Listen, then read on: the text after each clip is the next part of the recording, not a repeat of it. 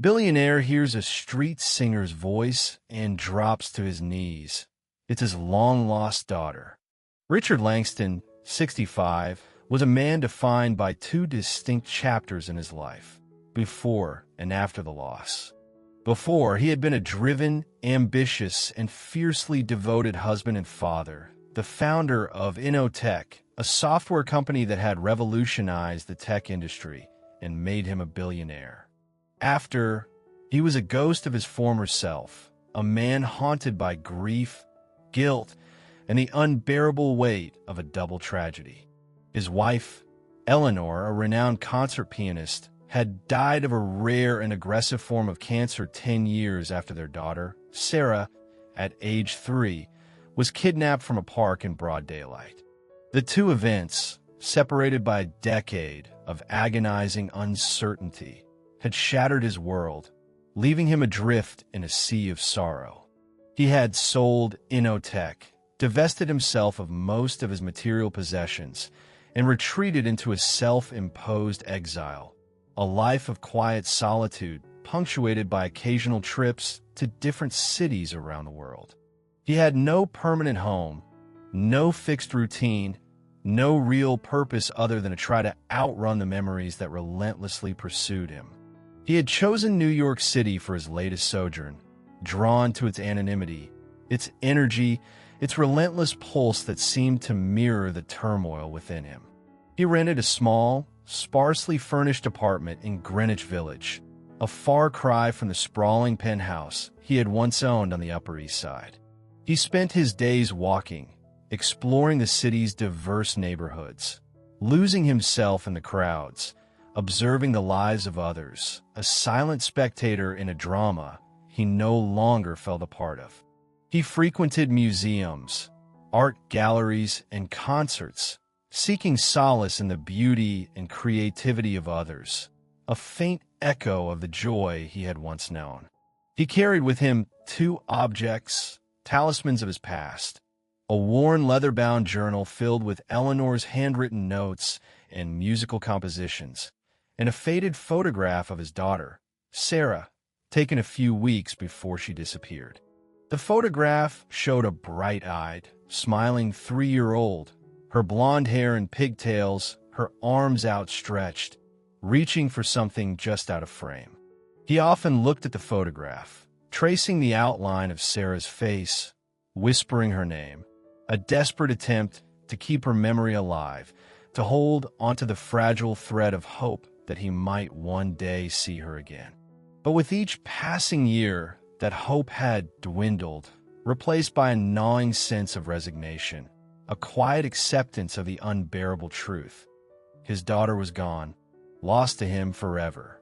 The echo of a song, the melody of Eleanor's music, the laughter of his daughter, these were the ghosts that haunted him, the remnants of a life that had been stolen, a future that had been denied. He was a man living in the shadows, a billionaire adrift in a world that no longer held any meaning, any purpose, any joy.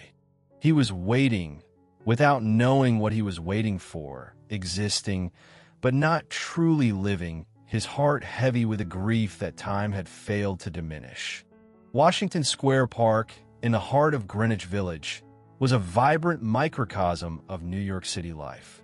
Students from nearby NYU lounged on the grass, studying, chatting, and soaking up the afternoon sun. Street performers entertained the crowds, their music, their juggling, their acrobatic feats adding to the lively atmosphere. Tourists snapped photos of the iconic arch, while locals strolled through the park, enjoying a brief respite from the city's relentless pace. On this particular afternoon, a young woman was singing near the fountain, her voice clear and soulful, carrying above the din of the city.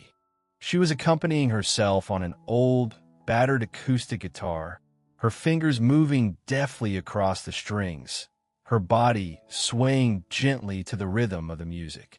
She was in her early 20s, with long, dark hair that cascaded down her back, framing a face that was both striking and vulnerable. She wore simple clothes, jeans, and a faded t-shirt, her only adornment a single silver earring in the shape of a musical note. Her name was Lily, and she was a regular fixture in Washington Square Park. She had been busking for years, earning a meager living by sharing her music with the passers-by. She sang a mix of original songs and covers, her voice ranging from delicate and ethereal to powerful and raw, her lyrics reflecting the joys and sorrows, the hopes and dreams of a young woman navigating the complexities of life in the city. She had a small but loyal following, people who appreciated her talent, her authenticity, and the raw emotion she poured into her music.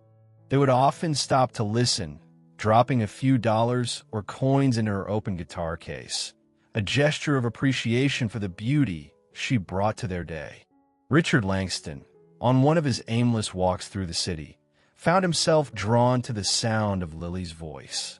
He had been heading towards the park's exit, his mind preoccupied with the familiar ache of his loss, when a melody reached him, a clear, pure sound that cut through the noise and the fog of his grief.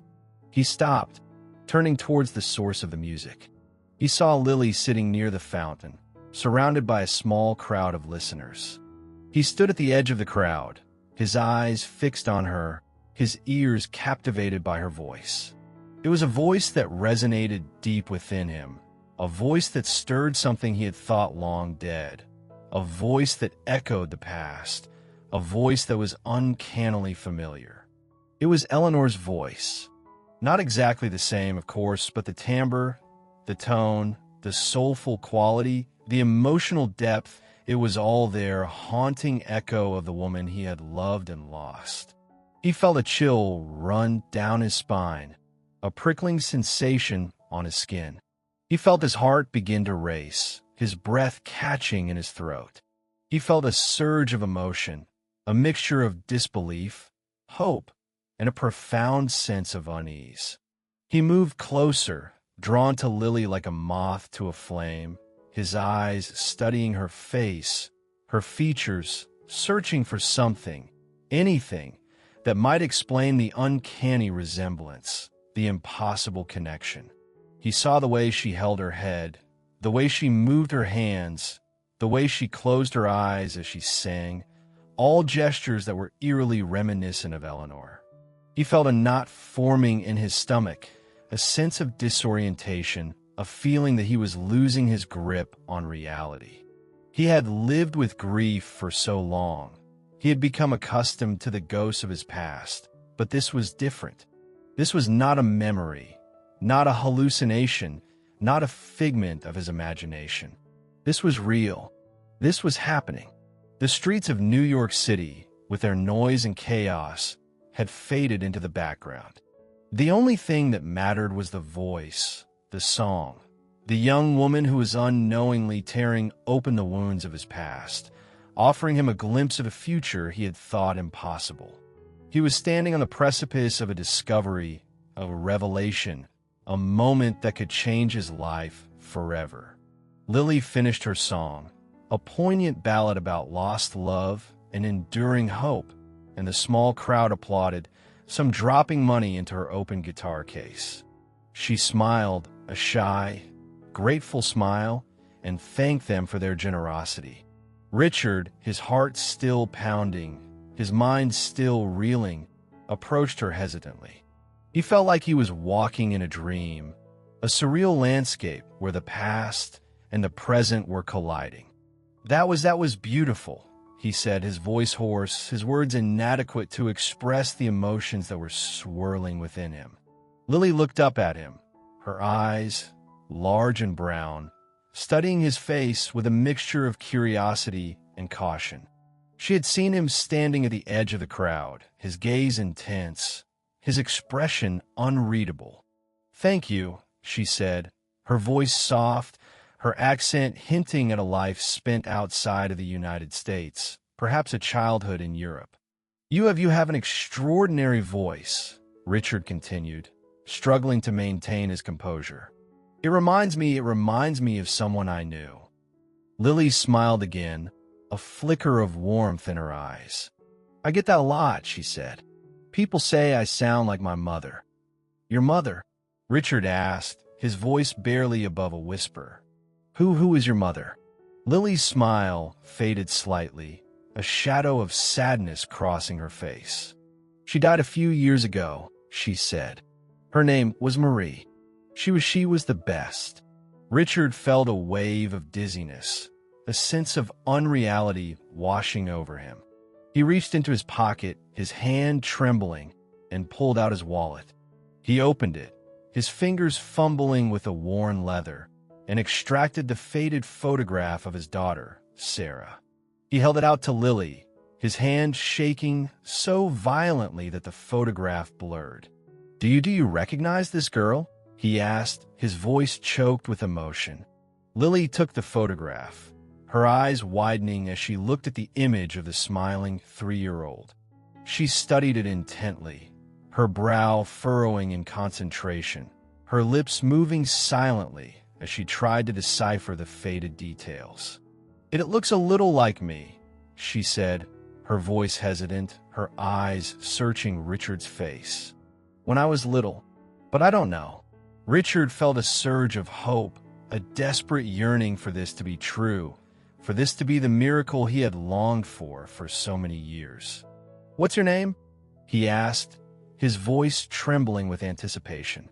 Lily, she replied, her eyes still fixed on the photograph.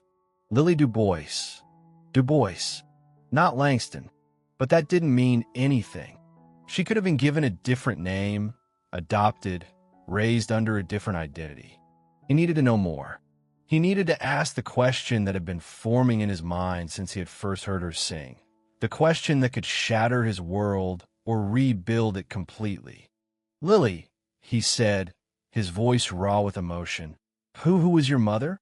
How did she find you? Lily looked up at him, her eyes filled with a mixture of confusion and concern. She handed the photograph back to him, her fingers brushing against his. She always told me I was found, she said, her voice quiet, her words measured. In a park. In Paris. When I was about 3 years old. She said she couldn't leave me there. She took me home. She raised me as her own. Paris. 3 years old. The pieces of the puzzle were falling into place, a terrifying, exhilarating, unbelievable picture emerging from the fragments of his shattered past. The photograph and the question had opened a door, a portal to a past he had thought was lost forever, a past that was now colliding with the present in the most unexpected and profound way. The street singer, the voice, the echo of his wife, the story of a found child, it was all pointing to one impossible, miraculous conclusion. Lily's earliest memories were of a small, cozy apartment in the Montmartre district of Paris, a place filled with music, laughter, and the aroma of freshly baked bread. Her mother, Marie, was a whirlwind of energy, a woman who worked tirelessly to provide for her daughter, juggling multiple jobs, cleaning houses, working in cafes, and occasionally singing in the local bars. Marie was a petite woman with a fiery spirit, a generous heart, and an unwavering love for her daughter. She had a beautiful singing voice, a voice that could fill a room with joy or break your heart with its raw emotion. She had taught Lily to sing, to play the guitar, to appreciate the beauty of music, the power of art. She had told Lily the story of how she had found her, a story that had become a cherished part of their family lore. She had been walking through the Parc de Butte-Chaumont, a large, hilly park in the northeast of Paris, when she had heard a child crying. She had followed the sound, her heart pounding with a sense of foreboding. She had found Lily sitting on a bench, alone, abandoned, her face streaked with tears, her clothes dirty and torn. She had looked around, searching for a parent, a guardian, anyone who might be looking for the child. But there was no one. She had waited for hours, hoping someone would come. But no one did. She had taken Lily to the police station, reported her as a foundling, but the authorities have been unable to identify her or locate her family. Marie, who had always longed for a child but had been unable to conceive, had felt an immediate connection to Lily, a bond of love and compassion that had transcended the circumstances of their meeting. She had applied to become Lily's foster mother, and eventually, she had been granted full legal custody. She had named her Lily, after the flower, a symbol of purity, innocence, and resilience. She had raised her with unwavering love, providing her with a stable, nurturing home despite their limited resources. She had always told Lily the truth about her origins, explaining that she was a found child, a special gift that had come into her life unexpectedly. She had never tried to hide the fact that she was not Lily's biological mother, but she had always emphasized that she loved her as if she were. Marie had never married, devoting her life entirely to Lily. She had worked hard to provide for her, to give her the best possible education, to nurture her talents, to instill in her a sense of self-worth and a belief in the power of dreams. She had taught Lily to speak both French and English, believing that it would give her an advantage in life. She had encouraged her artistic pursuits, her singing, her songwriting, her love of music. Marie had been diagnosed with a serious illness a few years before Richard encountered Lily. She had fought bravely, but the disease had eventually taken its toll. She had died peacefully in her sleep, holding Lily's hand, her last words a whisper of love and gratitude. Lily had been devastated by her mother's death. She had lost her best friend, her confidant, her rock, the woman who had given her everything. She had inherited Marie's meager possessions, her old guitar, her collection of books, and the small, cozy apartment in Montmartre. She had decided to move to New York City, seeking a new start, a new adventure, a new way to honor her mother's memory. She had brought with her Marie's guitar, her songs, and the enduring love that had shaped her life. Lily's life had been a testament to the power of adoptive love, the enduring bond between a mother and a child who had found each other in the most unexpected of circumstances. Marie's love had been the foundation of Lily's life, the source of her strength, her resilience, and her unwavering belief in the goodness of the world. The shadow of the past, the mystery of her origins, had always lingered, but it had never overshadowed the love and the joy that she had shared with Marie. The kidnapping of Sarah Langston had been a national news story, a sensational case that had captivated the public and dominated the headlines for weeks. It had happened on a sunny afternoon in Central Park, a place that was supposed to be a haven of safety and tranquility. Richard and Eleanor had been attending a charity event, a luncheon held on the lawn near the Bethesda Terrace. Sarah, their 3-year-old daughter, had been playing with other children under the watchful eye of a nanny. The nanny had been momentarily distracted, talking to another parent, when Sarah had wandered off, following a butterfly, disappearing into the crowd. The nanny had raised the alarm, and a frantic search had ensued. But it was too late. Sarah was gone. The police had launched a massive investigation, interviewing witnesses, searching the park, and issuing an Amber Alert. The media had swarmed the scene, broadcasting the story across the nation, turning the Langstons' private tragedy into a public spectacle. Richard and Eleanor had been devastated, their lives shattered by the sudden and inexplicable loss of their child.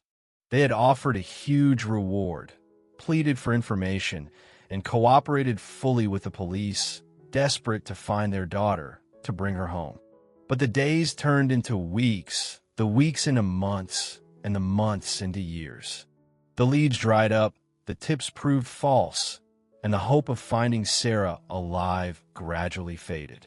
The investigation had focused on several suspects: a disgruntled former employee of Richard's company, a known child predator who had been seen in the park that day, and even a distant relative with a history of mental illness. But none of the suspects could be definitively linked to the kidnapping, and the case remained unsolved. The strain of the investigation, the constant media scrutiny, and the unbearable grief had taken a toll on Richard and Eleanor's marriage. They had tried to support each other, to find solace in their shared loss, but the pain was too great, the wound too deep. They had drifted apart, their communication breaking down, their love overshadowed by the shadow of their missing child. Eleanor had thrown herself into her music, seeking refuge in the beauty and order of her compositions. Richard had become increasingly withdrawn, isolating himself in his work, building his business empire, a desperate attempt to distract himself from the emptiness of his personal life. Eleanor's death, 10 years after Sarah's disappearance, had been the final blow. Richard had lost not only his daughter, but also his wife, the two people he had loved most in the world. He had been left alone, adrift in a sea of grief, with no hope of rescue, no anchor to hold on to. The shadow of the past, the unanswered questions, the unresolved grief had haunted him for 2 decades. He had tried to move on, to rebuild his life, but the memory of Sarah, the image of her smiling face, the sound of her laughter, had remained a constant reminder of what he had lost. The kidnapping had not only stolen his daughter, it had stolen his happiness, his future, his very reason for being. It had left him a broken man, a shell of his former self, a billionaire with nothing left to live for. The flashback revealed the depth of his pain, the magnitude of his loss, and the desperate hope that Lily, the street singer with Eleanor's voice, might somehow, miraculously, be the key to unlocking the past and healing the wounds that had never closed.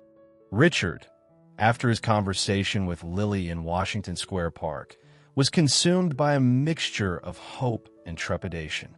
The possibility that this young woman, this street singer with his late wife's voice, could be his long-lost daughter was almost too much to bear.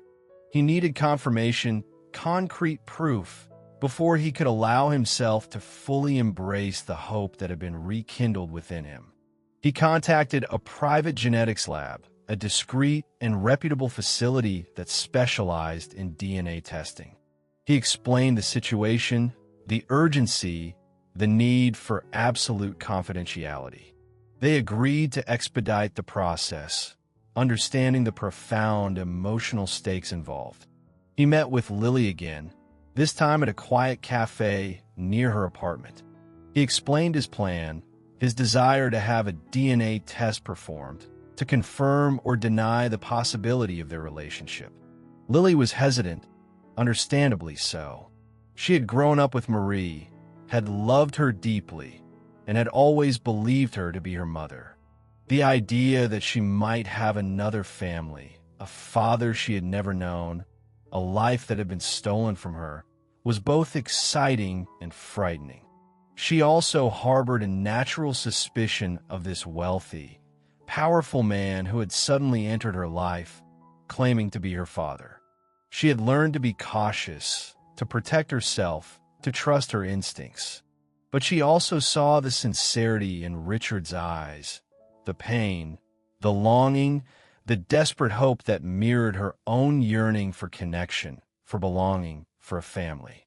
She agreed to the DNA test, not for Richard's sake, but for her own, for the chance to finally know the truth about her origins, to uncover the mystery of her past.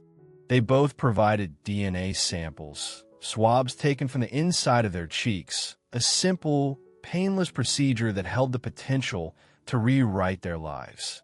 The samples were sent to the lab, and the agonizing wait began. Richard found it difficult to focus on anything else. He canceled his business appointments, ignored his emails, and spent his days pacing his apartment, replaying his conversations with Lily, studying the photograph of his daughter, and praying for a positive result. He also began to research adoption laws, child abduction cases, and the legal implications of their potential relationship. He wanted to be prepared, to know his rights, to protect Lily's interests, to do everything in his power to make up for the years of separation. Lily, too, was struggling with the uncertainty. She continued to busk in Washington Square Park, her music a refuge from the turmoil of her emotions. She found herself studying the faces of the people who passed by, wondering if any of them might hold a clue to her past, if any of them might recognize her, might know something about her origins. She also revisited the memories of her childhood with Marie, searching for any clues, any hints, any inconsistencies that might shed light on the truth. She reread Marie's letters, looked at old photographs, and tried to piece together the fragments of her past. The days stretched on, each hour feeling like an eternity. The anticipation, the hope, the fear, the uncertainty were almost unbearable. They were both living on the edge of a precipice, poised between the known and the unknown, waiting for the results that would either confirm their deepest hopes or shatter their fragile dreams. Finally, the call came. Richard was sitting in his apartment, staring out the window at the city skyline, when his phone rang.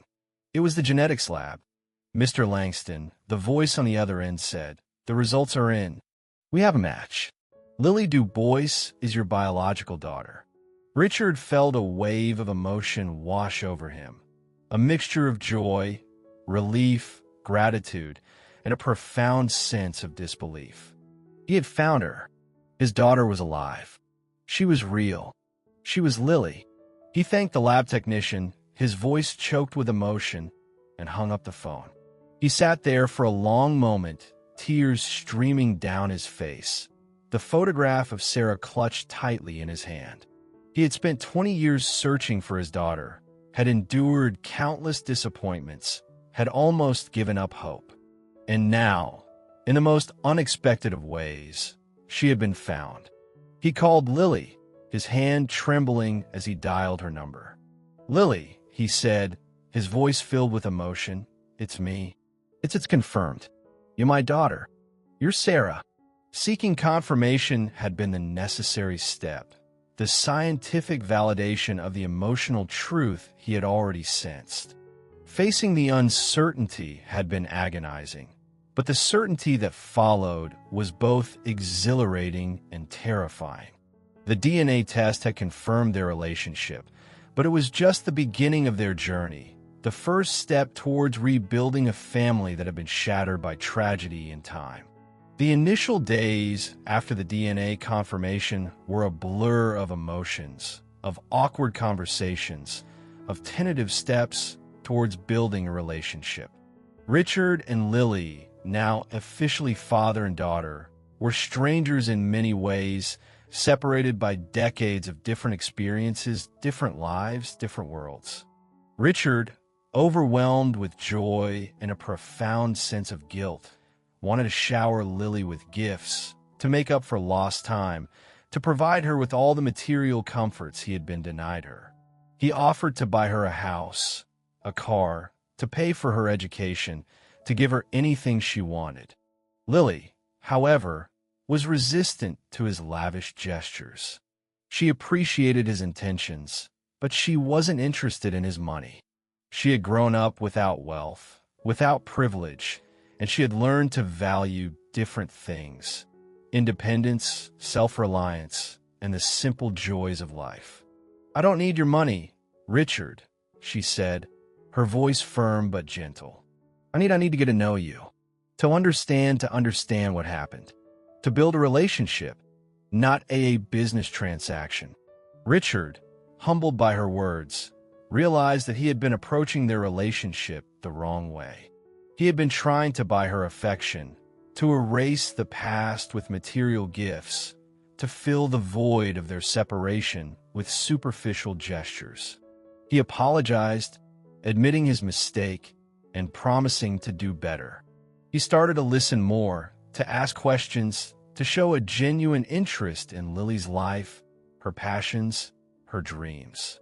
He learned about her love of music, her songwriting, her aspirations to become a professional musician.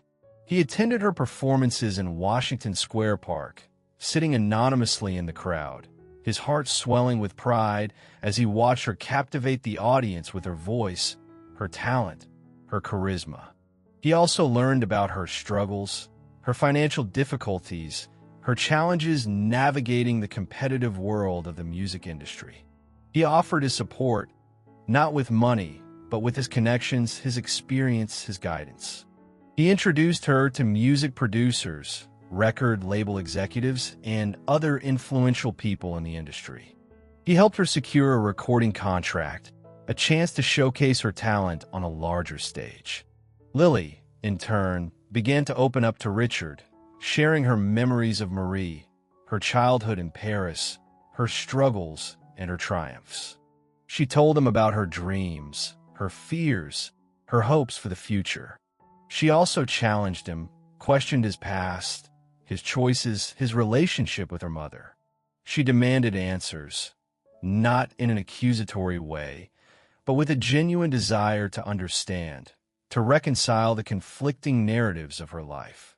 Richard, for the first time in years, began to talk about Eleanor, about their love, their marriage, their shared grief over Sarah's disappearance. He shared his memories, his regrets, his pain, his enduring love for both his wife and his daughter. They began to spend more time together, exploring the city, visiting museums, attending concerts, and simply talking, sharing stories, and building a connection that had been severed for so long. They also had difficult conversations, confronting the painful realities of the past, the mistakes that had been made, the wounds that needed to heal. They cried together, they argued, they sometimes struggled to understand each other, but they always came back to the fundamental truth. They were father and daughter, bound by blood, by shared history, and by a growing sense of love and belonging. Rebuilding a family was not a quick or easy process. It required patience, understanding, forgiveness, and a willingness to confront the past, to embrace the present, and to build a future together. Bridging the years of separation was a challenge, but it was also an opportunity, a chance to create a new kind of family, a family based not on shared childhood memories, but on a shared commitment to building a new, stronger, and more resilient bond. The transformation in both Richard and Lily's lives was gradual but profound. The gaping hole of loss that Richard had carried for so long began to heal, filled with the presence of his rediscovered daughter. The loneliness that had been his constant companion began to dissipate, replaced by a warmth of connection he hadn't thought possible. Lily's career blossomed. Her debut album, a collection of original songs that reflected her life experiences, her struggles, and her newfound hope, was a critical and commercial success. Her voice, that same voice that had stopped Richard in his tracks, resonated with audiences across the country. She toured, gave interviews, and became a rising star in the music industry. But she remained grounded, never forgetting her roots, her mother's love, and the unexpected kindness of a stranger who had turned out to be her father. She used her platform to advocate for the homeless, to raise awareness about the issue of child abduction, and to support organizations that help families in need. Richard, inspired by Lily's success and her commitment to social justice, became even more involved in philanthropic work. He established a foundation in Eleanor's name, dedicated to supporting music education for underprivileged children. He also funded a research program focused on preventing child abductions and providing support to families of missing children. He found a renewed sense of purpose in his life, a reason to get out of bed in the morning, a way to honor the memory of his wife, and to make a positive impact on the world. He was no longer the reclusive billionaire hiding from his grief. He was a father, a philanthropist, and a man who had finally found peace. Years later, Richard was in a charity party. He saw a beautiful lady who was a volunteer of the homeless. The lady reminded him of Eleanor. They talked and met often. Finally, Richard fell in love again, and he told Lily about this, and Lily was so glad about this. Richard married the lady. Lily sang in the wedding. The new life they had built together was not a perfect life, but it was a life filled with love, with purpose, with a deep appreciation for the preciousness of family and the enduring power of hope. The street singer and the billionaire, brought together by a twist of fate and the echo of a song, had found each other, had healed each other, and had created a family that was stronger, more resilient, and more meaningful than either of them could have ever imagined. The long-lost daughter had been found, and the grieving father had been reborn. And in the heart of New York City, a new song was being written, a song of love, loss, redemption, and the enduring power of the human spirit.